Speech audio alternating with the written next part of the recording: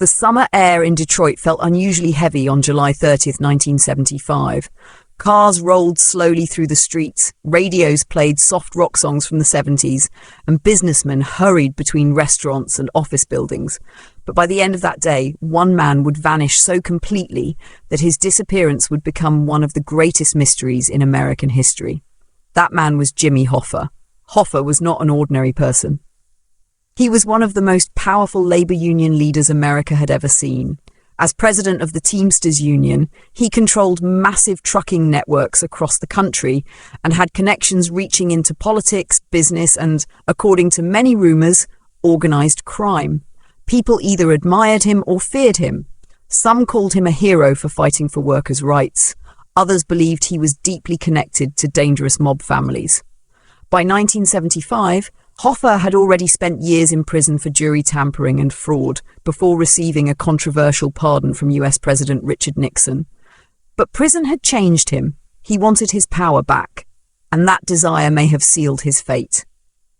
On the morning of July 30th, Hoffa left his home in suburban Detroit wearing dark slacks and a short-sleeved shirt. Before leaving, he reportedly told his wife he was going to meet two men at a restaurant called the Machu's Red Fox in Bloomfield Township. The meeting was supposed to happen around 2 p.m.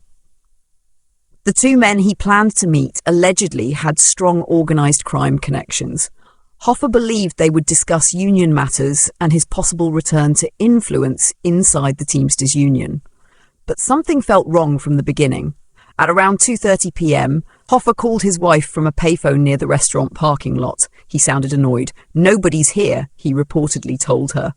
Witnesses later claimed they saw Hoffa standing outside near his green Pontiac Grandville, pacing impatiently beneath the hot afternoon sun. That was the last confirmed sighting of Jimmy Hoffa alive. Hours passed. Evening arrived, but Hoffa never returned home. At first, his family believed he had simply gone somewhere unexpectedly. But as the night grew darker, worry turned into panic. By the next morning, police launched a missing person investigation. Soon, the story exploded across America. Newspapers filled their front pages with headlines about the vanished union boss. Television reporters stood outside Hoffa's home, giving live updates. Rumors spread faster than facts. Had he been kidnapped, murdered, hidden away by enemies? Or had he disappeared willingly? Investigators quickly focused on the possibility of mob involvement.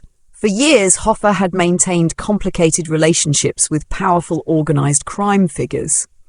While in prison, other union leaders had taken control of the Teamsters, and many of them reportedly did not want Hoffa returning to power.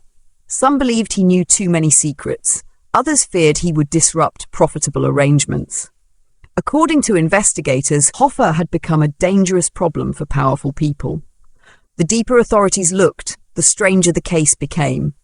Hoffa's car was discovered abandoned in the restaurant parking lot. There were no signs of violence, no blood, no struggle. It looked as though he had simply vanished into thin air. Then came the theories. One rumor claimed Hoffa was shot immediately after entering another vehicle. Another claimed his body was crushed in a car compactor at a junkyard. Some believed he was buried beneath a football stadium. Others insisted his body had been dumped into the Great Lakes or transported out of state entirely. Every few years, investigators searched new locations based on tips from informants and former mob members. Fields were dug up, basements were searched, concrete floors were broken apart, but nothing definitive was ever found. The mystery only grew larger. During the late 1970s and 1980s, the disappearance became almost mythical in America. Hoffa's name appeared in movies, books, television specials, and conspiracy theories. Late-night comedians joked about where his body might be hidden, but beneath the jokes remained a darker reality. A man had disappeared without leaving a trace. Even more chilling was the silence surrounding the case.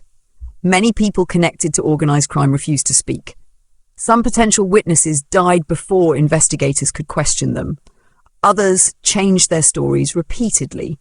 The FBI spent years tracking suspects, recording conversations, and gathering evidence, but no final proof emerged.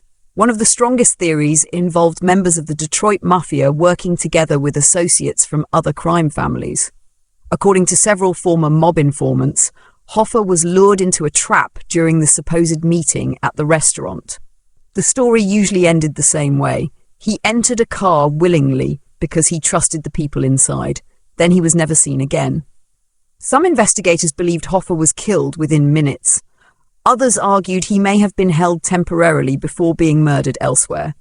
But despite decades of investigation, prosecutors never secured a murder conviction directly tied to Hoffa's disappearance. In 1982, 7 years after vanishing, Jimmy Hoffa was officially declared legally dead. Yet the case never truly ended. Even today, investigators and journalists continue searching for answers. Modern forensic teams have examined properties connected to former mob associates. Advanced technology has been used to search underground areas where bodies could have been hidden decades earlier. Still, no confirmed remains have ever been discovered. The disappearance of Jimmy Hoffa became more than just a criminal investigation. It became a symbol of an era in American history, a time when labor unions, political corruption, and organized crime often existed dangerously close together. And perhaps that is why the mystery still fascinates people nearly 50 years later. Because mysteries usually leave behind clues.